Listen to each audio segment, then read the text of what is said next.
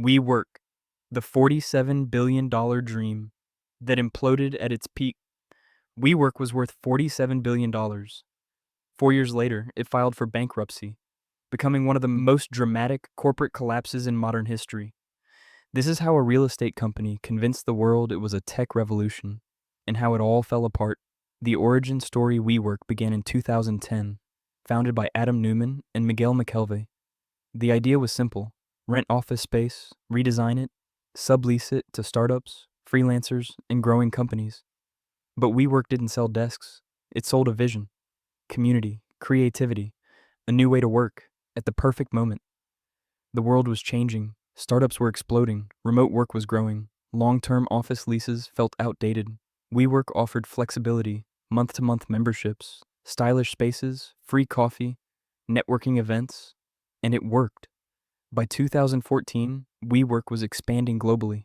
New cities, new buildings, new funding rounds. Investors loved the growth. Revenue doubled, then doubled again. But there was a problem hiding in plain sight. WeWork wasn't a tech company. It was a real estate leasing business, and that difference mattered. Why it scaled so fast? WeWork scaled fast because it mastered storytelling. Adam Neumann didn't pitch offices. He pitched a movement. He talked about elevating the world's consciousness, changing how people live and work. We, not me.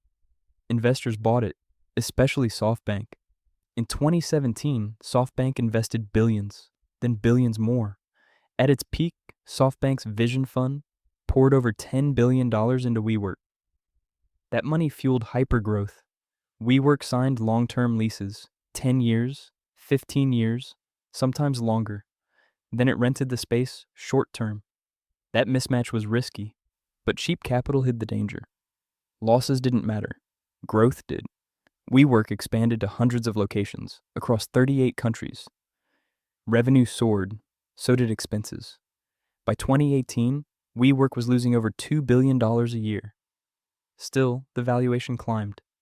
$20 billion, $30 billion, then $47 billion. All on belief. Decision 1. Treating real estate like tech.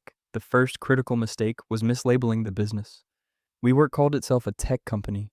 Investors valued it like one, but tech scales cheaply. Software costs almost nothing to duplicate. Real estate does not. Every new WeWork location required leases, renovations, furniture, staff, utilities. Costs grew linearly, sometimes faster than revenue.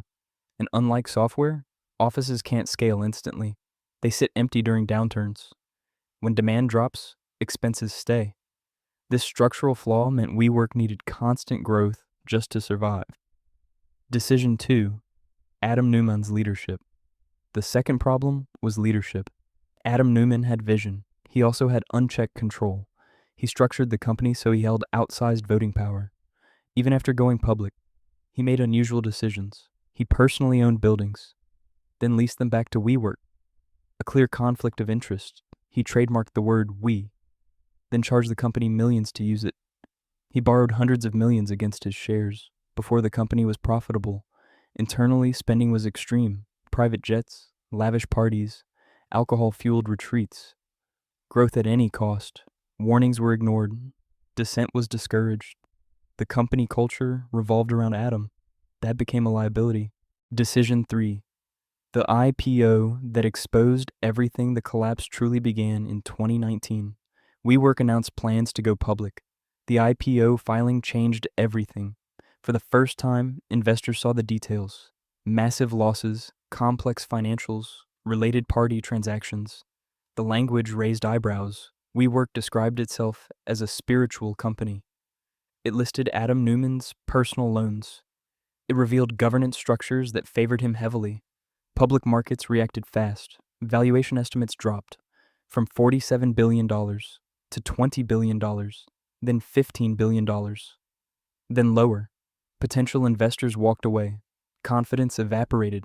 The IPO was pulled. And without new funding, WeWork was in trouble. The collapse cash burned quickly. Leases remained.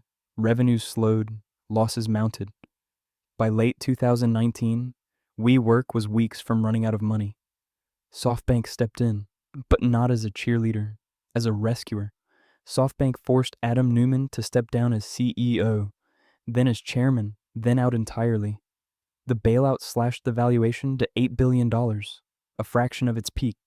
Thousands of employees were laid off. Expansion stopped. Projects were canceled. The dream was over, but the company survived. Barely. The final fall. WeWork limped on through the early 2000s. Then the pandemic hit. Offices emptied. Remote work surged. Demand collapsed. WeWork was stuck with long-term leases and fewer members. Losses continued. In 2023, the truth became unavoidable. WeWork filed for Chapter 11 bankruptcy. Its valuation? Less than $500 million. From $47 billion to bankruptcy in under 5 years. One of the fastest and largest value destructions in startup history. Where WeWork is now today, WeWork still exists. Smaller. Leaned down. Reorganized. Many locations were closed. Leases renegotiated. Debt restructured. The company focuses on profitability, not hype, no grand vision, no talk of changing the world, just offices and survival. The lessons WeWork's story isn't about fraud or a single bad decision. It's about believing your own narrative, calling a business something it isn't, ignoring fundamentals, letting charisma replace discipline. Growth hides problems. Cheap money magnifies them. Eventually, reality always arrives. WeWork proved one thing clearly. You can sell a dream. You can scale a story. But you can't outrun the math.